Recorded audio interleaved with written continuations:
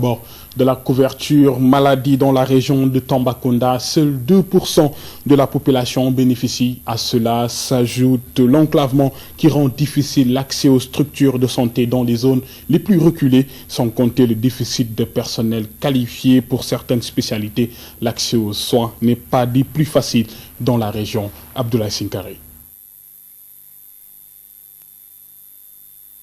Malgré les 78 postes de santé fonctionnels, une dizaine de centres de santé et un hôpital de niveau 2, l'accès aux soins reste un véritable casse-tête à Tambacounda. Le recours aux services de santé a longtemps été considéré comme un luxe réservé à ceux qui ont des moyens. Aujourd'hui, les choses ont évolué avec des mesures de gratuité comme le plan Sésame, la prise en charge des césariennes, la couverture maladie universelle, entre autres. Mais ici, la réalité reste dure. Les enquêtes nationales de 2010 avaient montré que plus de 98% de la population de la région ne bénéficie pas de couverture maladie. L'obstacle financier est sans doute réel, car Tamba est l'une des régions les plus pauvres du Sénégal, avec une population rurale à plus de 80%. En plus du manque de ressources financières, l'accès aux infrastructures constitue un problème pour une bonne partie de la population. Les postes de santé sont parfois difficiles d'accès à cause des distances entre les postes et les villages, 25 à 30 km en moyenne. Et durant l'hivernage, il y a des barrières physiques telles que les mares et les rivières. Par ailleurs, le coût du transport est assez élevé à l'intérieur de la région entre les villages, un peu plus que sur la route nationale. L'hôpital régional reste la structure de référence. Il accueille des patients au-delà même de Tambacounda. Nous couvrons aussi toute la sous-région. Nous recevons beaucoup de malades qui viennent de Vélingara, par exemple, de Médina Gounass, qui sont comptabilisés, qui sont de la région de Kolda. Les moyens de l'hôpital sont limités, des services comme la cardiologie inexistants. Un seul pédiatre, un seul gynécologue pour une population d'environ 700 000 habitants. Nous avons un problème de local. Il n'y a que 14 lits. Et parfois même nos patientes se chevauchent au niveau donc des lits. On est obligé d'hospitaliser 2 malades par lit. Au niveau de la salle d'accouchement, nous n'avons que 4 lits pour une maternité qui normalement devait disposer de 10 lits. En termes de matériel, nous n'avons pas d'appareil d'échographie au niveau donc de la salle d'accouchement. Il y a un problème de personnel aussi qui se pose. Le personnel n'est pas assez suffisant. On a peu de sages-femmes pour cette maternité-là. Une sage-femme de garde qui tourne chaque 3 jours au niveau de la maternité, chaque 3 jours, et qui, si elle n'est pas au niveau de la salle d'accouchement, elle doit se trouver en hospitalisation ou en consultation.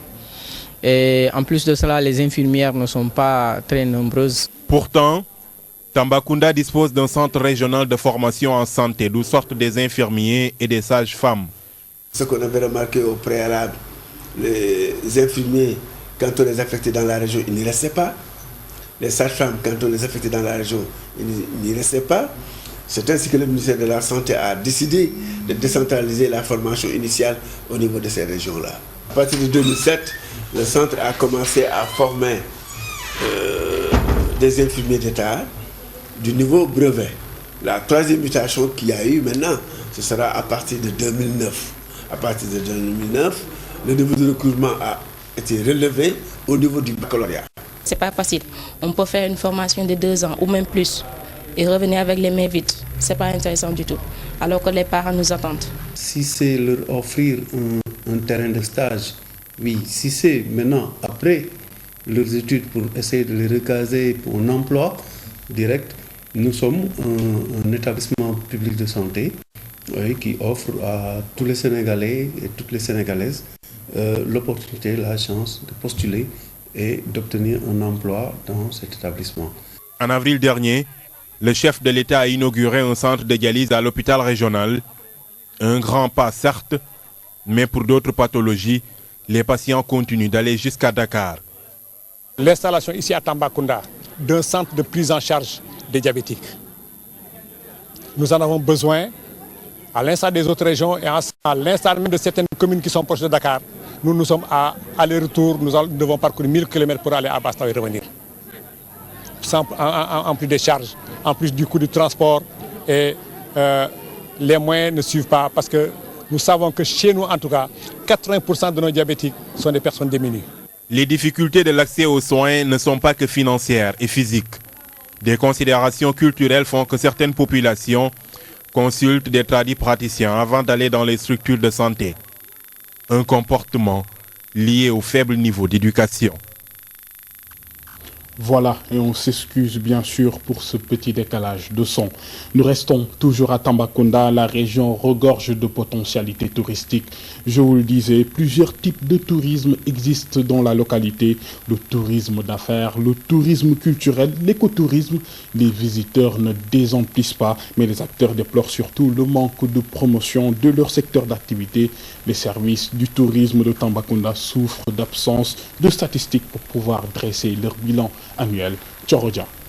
Il existe 7 pôles touristiques au Sénégal. Le pôle Sénégal oriental regorge de potentialités. Des sites classés patrimoine historique, des réserves naturelles existent et valent le déplacement. À Bakel, par exemple, on peut citer le pavillon René Caillé, le cimetière militaire français et le fort de Faidherbe qui abrite la préfecture et offre un beau panorama sur la boucle du fleuve Sénégal et la rive mauritanienne. Alors, la question qui se pose est qu'est-ce qui empêche la zone d'être attractive?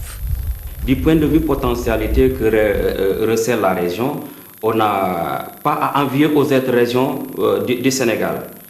Si je parle déjà du parc, qui fait 913 000 hectares, étant avec une faune et une flore vraiment riche et variée. Nous avons le village artisanal, nous avons la préfecture qui est un bâtiment colonial, nous avons l'hôtel de la gare, nous avons également les mégalithes au niveau de Koumpentoum. Nous souffrons de statistiques. Par contre, de temps en temps, au niveau des réceptifs, on se rend compte, particulièrement cette année, il n'y a pas une forte affluence. Ce qui s'explique surtout par le problème malien. Aujourd'hui, si les hôteliers arrivent à joindre les deux bouts, c'est grâce au tourisme d'affaires. Cependant, les artisans, les acteurs culturels et autres n'ont pas la même chance. Ils souffrent du manque de promotion de l'activité touristique à Tamba. Pour que cela intéresse le tourisme, il faut quand même qu'on associe l'association, par exemple, les syndicats partenaires, moi, c'est pas d'initiative, n'est-ce pas, de tourisme, le centre culturel, l'inspection, n'est-ce pas, effectivement, du tourisme, n'est-ce pas, avec ces 3 éléments, n'est-ce pas, aujourd'hui, n'est-ce pas, ils pourront, est-ce que vous comprenez, n'est-ce pas, faire beaucoup de découvertes, n'est-ce pas, qui feront intéresser le tourisme. Nous recevons des touristes. Les 80% ou bien les 100% de nos clients, ce sont des touristes qui viennent ici. Et quand le touriste aussi, quand il n'y a pas une bonne promotion, le touriste ne peut pas venir. Donc il y a un problème aussi au niveau de la commercialisation, ce qui veut dire que ça ne marche pas. Donc en quelque sorte, ça ne marche pas sur tous les domaines. Le 29 de ce mois, c'est le grand rendez-vous des acteurs touristiques. Pour l'ouverture de cette nouvelle saison, les professionnels du tourisme de la région orientale vont exposer toute leur richesse à Saly. Ils comptent aussi lancer un message fort aux autorités étatiques. Nous avons les difficultés financières, mais nous avons de la réglementation qui pose de sérieux problèmes. La ville est truffée d'établissements clandestins qui sont partout. Depuis quelques 5 ans, voire 6 ans, on a vu une prolifération de logements transformés en auberges, des bâtiments qui sont destinés à la location, qui se transforment et un peu partout. Ça, c'est quelque chose qu'on déplore énormément et qui fait de la concurrence déloyale. En 2012, le secteur touristique était secoué par une crise. Aujourd'hui, avec les 3 milliards déboursés par l'État du Sénégal, l'espoir est permis pour booster l'activité. Selon les acteurs touristiques, le plus grand handicap du secteur reste l'enclavement de la localité. Pour résoudre ce problème, il faut redynamiser les activités de l'aéroport et de la gare ferroviaire. En plus, réfectionner les routes qui mènent vers la région orientale. Dans l'actualité également, le Sénégal, à l'instar de la communauté internationale, s'apprête à célébrer l'année de l'agriculture familiale. En prélude à cet événement mondial prévu en 2014, la société civile et les organisations paysannes ont procédé au lancement officiel. Mansour Sow. 2014 sera célébré en international de l'agriculture par les Nations Unies.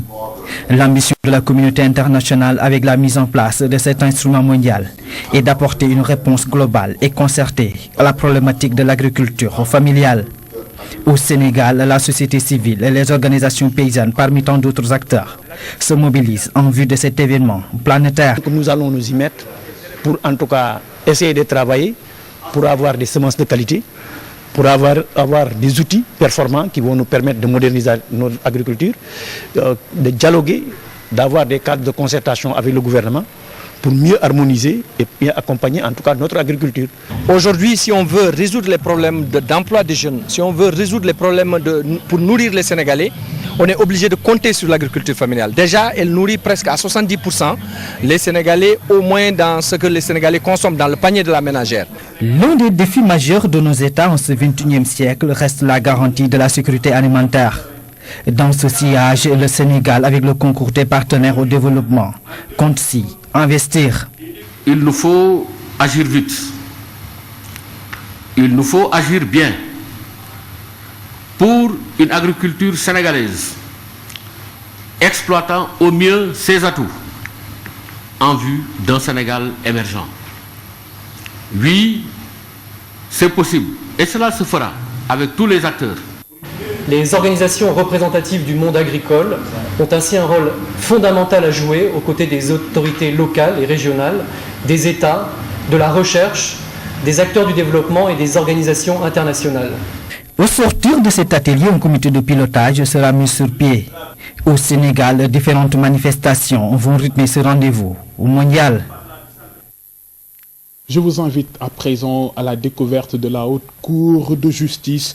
C'est une juridiction d'exception prévue par la Constitution de janvier 2001 et vise des délits et crimes commis par les ministres, le Premier ministre et le Président de la République. Plus de précisions dans cet élément signé d'Araba. La Constitution de 2001 a institué la Haute Cour de justice. Il est impropre de dire que la Haute Cour de justice a été réactivée, parce que la Haute Cour de justice a été toujours fonctionnelle. Il s'agit plutôt d'un renouvellement des membres de la Haute Cour de justice que d'une réactivation de la Haute Cour de justice. La Haute Cour de justice, selon l'avocat Ousmane Sey, vise les délits et crimes communs commis par certaines personnalités ayant joué un rôle dans le fonctionnement des institutions de la République. La Haute Cour de justice est compétente pour juger les crimes et délits commis par les ministres ou le Premier ministre dans l'exercice de leurs fonctions. Elle est aussi compétente pour juger le président de la République en cas de haute trahison. Elle est aussi compétente pour juger les délits d'atteinte à la sûreté de l'État, ainsi que les complices de ces délits. La Haute Cour de justice ne connaît pas des délits politiques. Les ministres, le Premier ministre, quand ils commettent des délits et des crimes dans l'exercice de leurs fonctions, ne sont pas jugés par les juridictions de droit commun. Il y a un privilège de juridiction, ils sont jugés par la Haute Cour de justice et même éventuellement au président de la République en cas de haute trahison. La composition de la Haute Cour de justice se fait en fonction de l'attelage du pouvoir législatif. Avec le Sénat, la moitié de ses membres étaient élus par les sénateurs et l'autre moitié par les députés de l'Assemblée nationale. Avec maintenant la disparition du Sénat, tous les membres composant la Haute Cour de justice, ce sont des députés élus par leur père chaque année. Elle est présidée par un magistrat.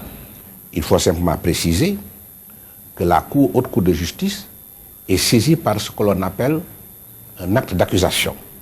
Un acte d'accusation, c'est une résolution votée par les députés à la majorité des 3/5. La Cour de justice est la fille de la Cour de sûreté de l'État. Elle figure toujours dans la Constitution du Sénégal, en ses articles 99, 100 et 101. On parle religion à présent avec la 17e édition du pèlerinage marial de Gouloumbou. Cet événement est une occasion pour les fidèles catholiques de raffermir leur foi. Le thème de cette année, Marie, mère du Christ, mère de la nouvelle évangélisation. Abdoulaye Sinkaré avec notre bureau à Tambacounda. Ils sont devenus des habitués pour la plupart. Depuis que je suis là, ça fait 10-11 ans maintenant. Chaque année, je viens en pèlerinage avec la famille. Avec la famille. Cela fait plus d'une décennie que ces fidèles ne ratent pas l'événement. Chaque année, c'est une grande mobilisation pour écouter la bonne parole, mais aussi prier Marie. Pour qu'elle protège toutes les populations sénégalaises et surtout pour la paix à Casamance, au Rwanda et en Centrafrique, partout en Afrique. Et prier aussi pour Nelson Mandela, c'est l'occasion qui vient de nous quitter. La paix dans le monde entier, surtout ça. Affermer ma foi et payer aussi pour ma famille tout l'ensemble de la communauté de Tambacounda. Marie, mère du Christ, mère de la nouvelle évangélisation. À travers ce thème, le diocèse de Tamba exhorte les fidèles à plus de dévouement. Nous considérons que, étant la mère de Jésus, elle est aux avant-postes aussi de l'évangélisation. Donc c'est pourquoi nous avons choisi ce thème. Le diocèse a aussi lancé un appel pour l'agrandissement du sanctuaire. Il faut que nous nous impliquions, il faut que vraiment les chrétiens s'impliquent pour donner un autre visage à ce sanctuaire. L'État ne restera pas les bras croisés, il apportera sa contribution le moment venu pour rendre vraiment le séjour des pèlerins beaucoup plus agréable. Cette année, Gouloumbou a connu des innovations avec notamment l'élaboration d'une feuille de route pour les marcheurs. L'actualité à l'étranger avec d'abord la Tunisie. 3 ans après la révolution, Jasmin, que reste-t-il vraiment? Le pays est toujours miné par des tensions sociales et depuis que les islamistes du parti Ennahda sont arrivés au pouvoir, ils font face à une crise politique sans précédent, une crise qui a éclaté après la mort de l'opposant Mohamed Brahmi. Pour des milliers de Tunisiens, la pauvreté reste aujourd'hui le principal motif de mécontentement. La Tunisie célèbre sans enthousiasme les 3 ans de la Révolution. Ici, à Sidi Bouzid, trône un grand portrait de Mohamed Bouazizi, ce vendeur ambulant qui, en s'immolant par le feu le 17 décembre 2010, précipitera, sans le savoir, la chute de Ben Ali. Dans les rues, les manifestants brandissent les portraits d'un opposant assassiné en juillet. C'est un jour de colère, de désillusion. On fustige les voleurs au gouvernement. On évoque le désespoir de la jeunesse. On réclame du travail. La pauvreté est le principal motif de mécontentement. Plus de 50% des diplômés sont au chômage. Le président Marzouki a fait une discrète allocution demandant aux Tunisiens de ne pas souligner seulement ce qui n'a pas été fait depuis 3 ans, mais de se réjouir de ce qui a été réalisé. À Tunis, des militants djihadistes critiquaient, eux, un gouvernement islamiste jugé trop faible, réclamant l'imposition de la charia. La Tunisie est loin d'être sortie de la crise politique, mais contrairement aux autres pays sur lesquels a déferlé le printemps arabe ensuite, la Tunisie n'a pas plongé dans la violence. Ce chiffre, pour finir, 15 milliards, c'est en dollars et c'est la somme qu'a décidé d'investir la Russie dans les titres du gouvernement ukrainien. Moscou va également réduire le prix du gaz vendu à Kiev. La réaction de l'opposition pro-européenne ne s'est pas fait attendre pour elle. Viktor Yanukovych veut tout simplement vendre l'Ukraine. La Russie va investir 15 milliards de dollars dans des titres du gouvernement ukrainien et réduire d'1 tiers le prix du gaz qu'elle lui vend. C'est la conclusion d'une journée lucrative pour Viktor Yanukovych, venu à Moscou signer plusieurs accords avec son homologue Vladimir Poutine. Les 15 milliards seront investis en 2013 et 2014 dans des obligations émises par l'Ukraine et Kiev achètera désormais son gaz $268 les 1000 mètres cubes contre 400 actuellement. Nous avons fait tout ce travail pour mettre l'économie ukrainienne et la balance commerciale à nouveau sur les rails dans une dynamique positive. Cela souligne nos relations stratégiques avec la Russie. Vladimir Poutine jure que pendant la journée, la question de l'union douanière, redoutée par les opposants de Maïdan, n'a pas été évoquée. La nuit n'a pas affaibli la détermination des manifestants, toujours nombreux, à Kiev. Reste à savoir comment ils vont réagir aux bonnes intentions de Moscou à l'égard de leur pays. De trop bonnes intentions, selon eux. Voilà, c'est la fin de ce bulletin d'information, mesdames et messieurs. Merci de nous avoir suivis. Merci de votre attention et de votre fidélité. Je vous souhaite une très bonne journée. Merci.